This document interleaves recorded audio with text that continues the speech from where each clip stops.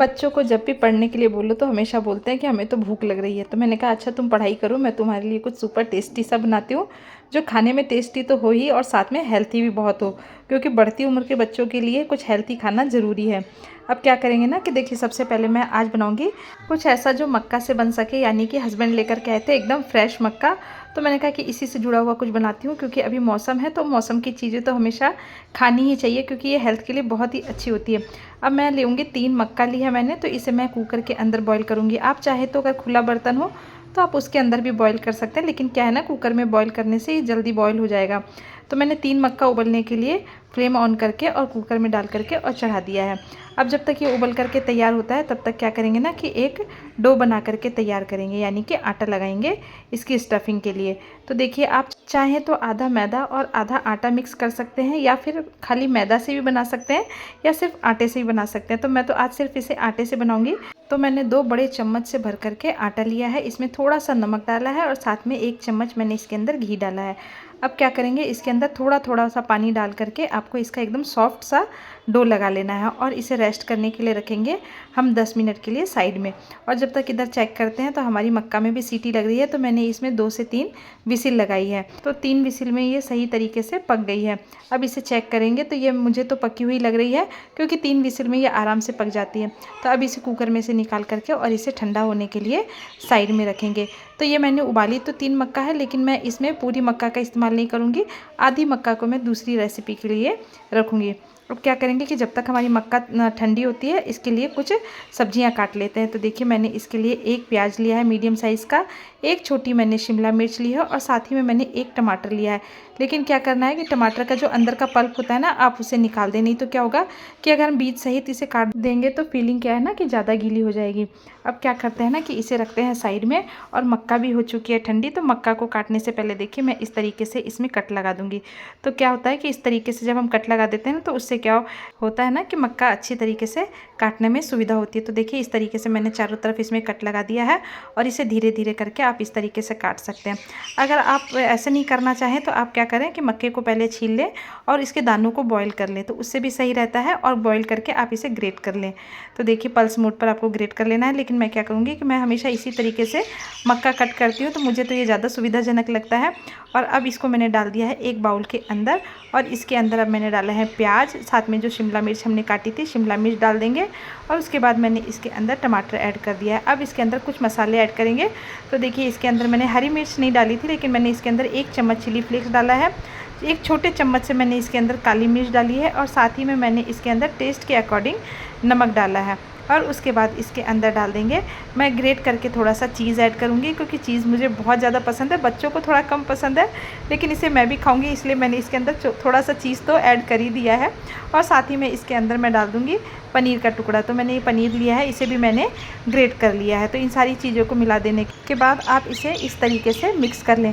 तो इस तरीके से मिक्स करने से क्या होगा कि जो भी मसाले हमने इसके अंदर ऐड किए हैं वो अच्छी तरीके से मिल जाएंगे। और अब इसे रखेंगे हम साइड में, और एक इसके लिए सैलरी बना करके तैयार करेंगे। तो देखिए, मैंने क्या किया है कि 2-3 चम्मच आटा लिया है, और इसके अंदर मैंने थोड़ा सा गर्म पानी ऐड कर दिया है। अगर आप मैदा से इस तरीके से बनाना चाहें तो इसके अंदर आपको गर्म पानी ऐड करने की बिल्कुल भी ज़रूरत नहीं पड़ेगी, लेकिन अगर आप आटे से इस तरीके से बनाते हैं तो आपको इसके अंदर गर्म पानी ऐड करना पड़ेगा। और गर्म पानी आप इसमें थोड़ा थोड़ा करके ऐड करें, और ये बिल्कुल अच्छी तरीके से बन करके तैयार हो जाएगा। अब इधर हमारे आटे को चेक कर लेते हैं। तो आपको ऐसा लग रहा होगा कि ये प्रोसेस थोड़ा लंबा है, लेकिन नहीं, ये बिल्कुल भी लंबा नहीं है। आपको इस तरीके से बनाने में बहुत ही आसानी रहेगी। और अगर कुछ अलग खाना चाहते हैं और बच्चे बिल्कुल भी ना नुकुर नहीं करें, तो आप इसी तरीके से इसे बनाएं। और देखिए, अब क्या करेंगे ना कि आटे को अच्छी तरीके से मिक्स कर लेंगे, और इस तरीके से मैंने एक मीडियम साइज़ की रोटी बेल ली है। तो रोटी को आप थोड़ा सा पतला ही बेलें, और उसके बाद फिर से एक रोटी मैं और बेल करके तैयार करूँगी। तो इसी तरीके से आप बिल्कुल पतली पतली रोटियाँ बेल करके तैयार करें। अब रोटी हमने बेल ली है, तो इसके ऊपर मैं लगाऊंगी तेल। तो ये मैंने रिफाइंड तेल लगाया है इसके ऊपर। तेल लगाने से क्या होता है ना कि बिल्कुल अच्छी तरीके से अलग हो जाती है जब हम इसे हटाना चाहेंगे तो। और उसके बाद मैंने इसके ऊपर सूखा आटा लगाया है, और फिर इसको मैंने क्या किया है कि दूसरी वाली चपाती को उठा करके और इसके ऊपर रख दिए और फिर वापस हमें इसे इसी तरीके से बेल लेना है। तो आप जितना पतला हो सके उतना पतला आप इसे बेल लें। तो देखिए, लेकिन आपको इस चीज़ का ध्यान रखना है कि रोटी में बिल्कुल भी छेद नहीं होना चाहिए। ज़्यादा बेलने के चक्कर में क्या होता है ना कि बहुत बार रोटी में छेद हो जाता है, तो छेद बिल्कुल भी रोटी में नहीं होना चाहिए। और इस तरीके से, और इधर मैंने तवा चढ़ा दिया था लेकिन मैं फ्लेम ऑन करना भूल गई थी और मैंने इसके ऊपर रोटी डाल दी। लेकिन आपको इसी तरीके से फ्लेम को मतलब तवे को गर्म करके और उसके बाद आपको दोनों तरफ से उलटते पुलटते हुए हल्की हल्की सी इसे सेक लेनी है। आपको बिल्कुल ज़्यादा इस रोटी बिल्कुल भी नहीं सेकनी है। और देखिए, इस तरीके से ये हमारी बन करके तैयार हो गई। और आप इसे गरम गरम ही अलग करें। तो जैसे गरम गरम में आप इसे अलग करेंगे ना तो ये दोनों शीट अलग हो जाएगी। और इसे फिर मैं कपड़े के अंदर कवर करके रखूँगी। खुले में आप इसे बिल्कुल भी नहीं रखें, नहीं तो क्या होगा कि ये सूख जाएगी। और इस तरीके से मैं धीरे धीरे करके सारी शीट को बना करके और तैयार करूँगी। तो जिस तरीके से हम रोटी की शीट बना रहे हैं ना, आप अगर मैदा से बनाना चाहें तो आप इसी तरीके से मैदा से भी बना सकते हैं। और देखिए, अब ये मैंने सारी जो शीटें थी वो बना करके तैयार कर लिए, यानी कि बिल्कुल पतली पतली चपाती बना करके तैयार कर रखी है। और अगर आप चाहें तो इसे एयर टाइट जो जिप वाला बैग आता है ना, उसके अंदर भी आप इसे आराम से रख सकते हैं। और आप इसे 10 से 15 दिन तक काम में ले सकते हैं। आपको जब भी कुछ फीलिंग करके इसमें बनाना हो तो आप इसे बना सकते हैं। अब मैं क्या करूँगी कि एक शीट लूँगी और इसके ऊपर मैंने ये जो फीलिंग बनाई थी, इस फीलिंग को मैं इसके अंदर इस तरीके से भर दूँगी। तो आपको थोड़ा सा ज़्यादा लेना है, लेकिन इतना ज़्यादा भी नहीं लेना है कि बाद में निकलने लग जाए। तो देखिए, इस तरीके से आप इसे मोड़ें। आप एक बार देखिए कि मैं इसे किस तरीके से मोड़ रही हूँ। और जो हमने आटे का ये सलरी बना करके रखी थी ना, इसे इस तरीके से हाथ की मदद से आपको दोनों किनारों पर लगा देना है। तो इस तरीके से आप एक बार आपको लगेगा कि बहुत मतलब मुश्किल है, लेकिन ऐसा बिल्कुल भी नहीं है। आप इसी तरीके से पूरे रोटी के ऊपर इसे उंगली की मदद से बिल्कुल सही तरीके से लगाएं और उसके बाद इस तरीके से इसे मोड़ करके और इसे रेडी कर लें। देखिए, इस तरीके से ये बिल्कुल बन करके तैयार हो गई है। आप इसी तरीके से देखिए बिल्कुल धीरे धीरे करके।